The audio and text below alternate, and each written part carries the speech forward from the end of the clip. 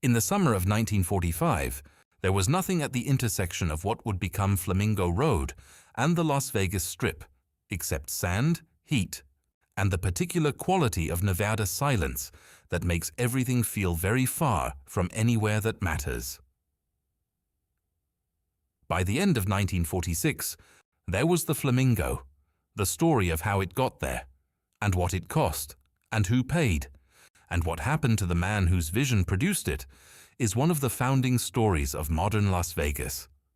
It is also a story about money, friendship, ambition, and the specific kind of violence that organized crime uses to resolve financial disputes when other methods have failed.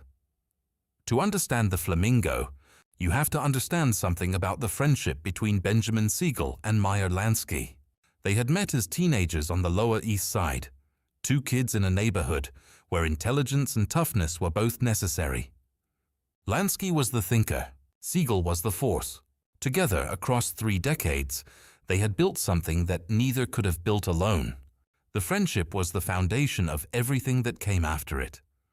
Siegel understood something that almost no one else in his world understood: that Americans would travel enormous distances for the experience of legal gambling in a setting that made them feel wealthy and free. He saw the future clearly. What he did not do was build it within budget. The original estimate for the Flamingo was around $1.5 million. By the time construction was substantially complete, the actual cost had reached somewhere between $4 and $6 million. The money came from the major figures of the National Crime Syndicate, the New York families, the Chicago outfit, and Lansky, who had invested both money and faith in his oldest friend's vision. These were not patient investors.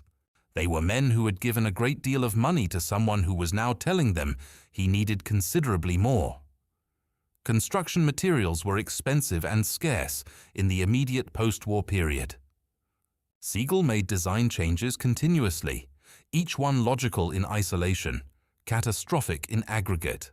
There were allegations, never definitively proved, that money was being diverted. That Virginia Hill, Siegel's girlfriend, was making regular trips to Swiss banks with cash that should have been going into the building. Whether the diversion allegations were true, they were believed. And in the world Siegel occupied, what was believed mattered considerably more than what was actually true. The Flamingo opened on December 26, 1946, too early, in the rain, with half the hotel rooms still incomplete. The opening night was a disaster. The weather was wrong. The celebrities who had been expected did not show. The casino lost money on the night it was supposed to announce itself to the world.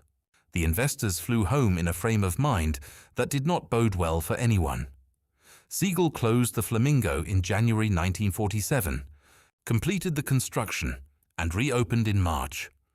The second opening was considerably more successful. The casino began to turn a profit.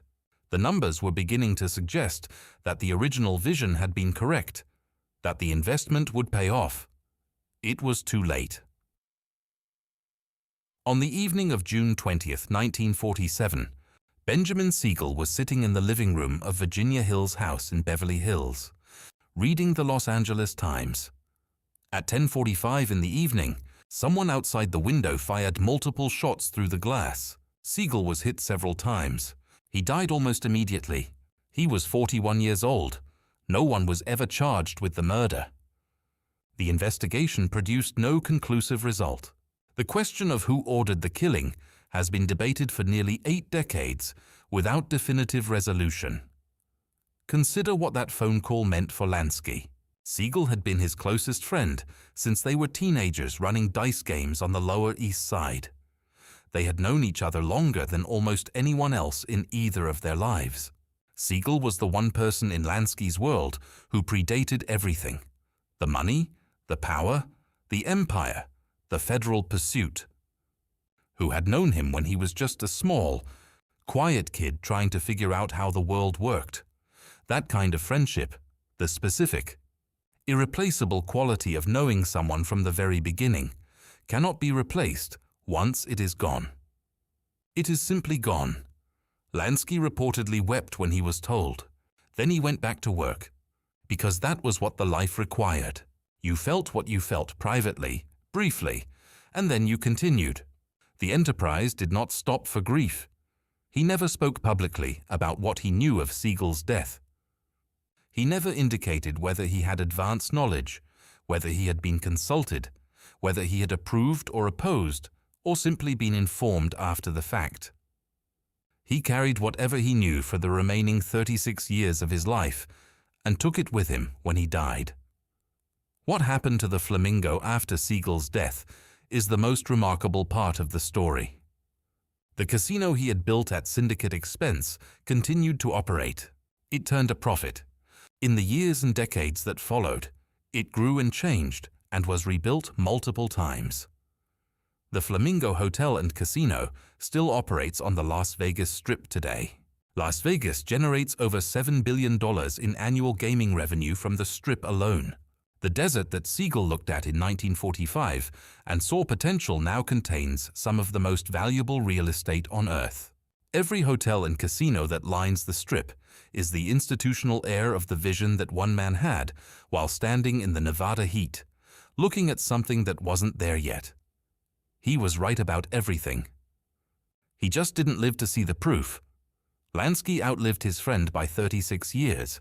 He watched Las Vegas become exactly what Siegel had said it would become. He built his own casino operations in Havana, in the Caribbean, across the eastern United States, using the financial architecture that he and Siegel had developed together. And every time he looked at Las Vegas, he was looking at something that his friend had seen first. There is a small display in the current Flamingo Hotel that acknowledges the founding history, briefly and somewhat uncomfortably. The city does not particularly celebrate Siegel. The founding story is complicated, and Las Vegas has spent decades constructing a more comfortable version of its own mythology. But the Flamingo is still there. The name in lights is the same name. The idea is the same idea. The man who had it first is buried in Los Angeles. The city he imagined stands 270 miles away in the desert. And somewhere between those two facts is the story of what vision costs, and what friendship means, and what it felt like to be Meyer Lansky, watching everything his oldest friend predicted come true, 30 years after the evening in Beverly Hills, when it all ended in a window, and a newspaper, and the particular silence that follows something that cannot be undone. He never talked about that evening. He kept whatever he knew to himself, the way he kept everything that mattered to himself, until the end.